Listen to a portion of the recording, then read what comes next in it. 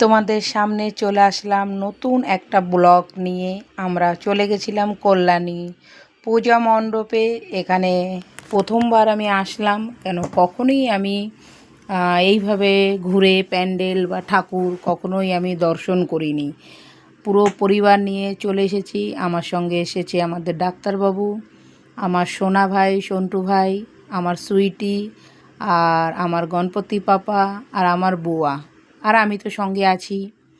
খুব ভালো লাগলো। আমরা লাইন লাগিয়েছি, রাস্তা থেকে লাইন লাগিয়ে আমরা ভিতরে যাচ্ছি। তোমরা খালি দেখো এই পূজা মণ্ডপে। এই দেখো আমার বুয়া একটু আমার ভাইয়ের কোলে উঠে গেছে, কারণ হেঁটে অনেক কষ্ট হয়ে গেছে। ডাক্তারবাবু একটু ভিডিও বানিয়ে নিচ্ছে। সবাই রিল বানানোর জন্য খুবই ব্যস্ত। তার মাঝখান থেকে আমি একটু ব্লগ বানিয়ে নিচ্ছি। আমাদের সুইটি আগে ব্লগ বানাতে বানাতে হয়তো যাচ্ছে। আমাদের গণপতি দেখো হেঁটে হেঁটে যাচ্ছে, আমি দেখতে পাচ্ছি না। আবার আওয়াজ দিলাম, গণপতি পাপা আর একবার তাকাও। তাকিয়ে পড়লো। এবার আমরা লাইন থেকে আগে বেরিয়ে যাচ্ছি।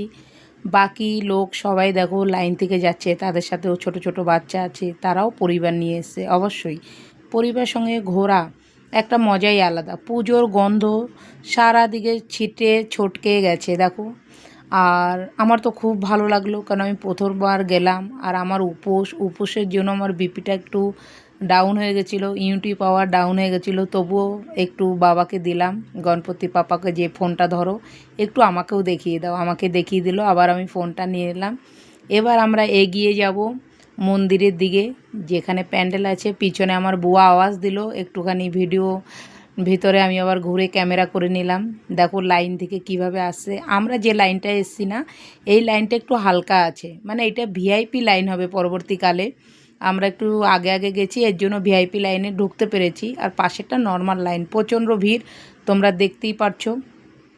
আস্তে আস্তে করে আমরা আগিয়ে যাচ্ছি। প্যান্ডেলটা তো আমার কাছে খুবই ভালো লেগেছে। অ্যাকচুয়ালি আমি সবসময় টিভিতে ফোনে দেখতাম, কখনো আমি পৌঁছাতে পারিনি কোনো কারণে। আমার ভাই, ডাক্তারবাবু, সুইটি, এদের জন্য আমি আজকে এই জায়গাটায় পৌঁছাতে পেরেছি বা দেখতে পেরেছি। এটা আমার সৌভাগ্য। এর জন্য আমি সবসময় বলি ফ্যামিলি খুব ইম্পর্টেন্ট। আমরা ফেসবুকে কাজ করি সত্য, কিন্তু ঘর গৃহস্থী ফ্যামিলি সবাইকে সামলে তারপরে আমাদের কাজ করতে হবে। সবাই ভাইরাল হতে চায়, আমিও ভাইরাল হতে চাই, কিন্তু মান সম্মানের সঙ্গে। মান সম্মান যেখানে নাই সেখানে আমি ভাইরাল হওয়া পছন্দ করব না। এবার বন্ধুরা তোমরা বলো কথাটা ঠিক বললাম কি ঠিক বললাম না।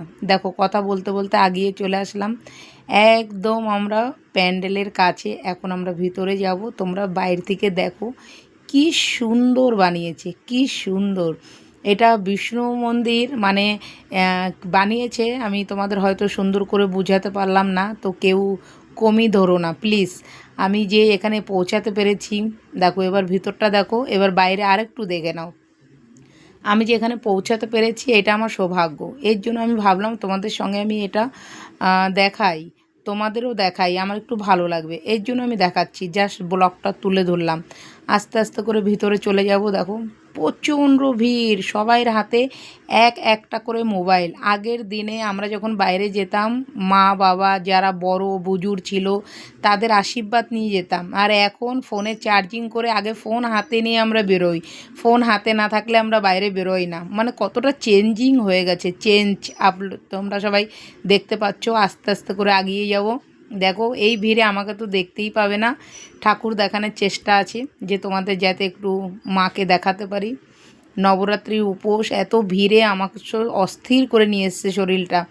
তবু আমি ব্লগ বানাচ্ছি খালি তোমাদের জন্য, কেন কি আমার প্রিয় বন্ধুরা দেখো মার দর্শন করো, জয় মাতাজি বলো, সবার মঙ্গল করুক মা, এই কামনা আমি করি। দেখো মার আশীর্বাদ থাকা খুব জরুরি। এক মা হলো যে আমাদের 10 মাস 10 দিন গর্ভে ধরেছে, আর এক মা হলো এই আমাদের পালনহারা। মা ছাড়া দুনিয়া অন্ধকার, যার মা আছে দুনিয়া আছে।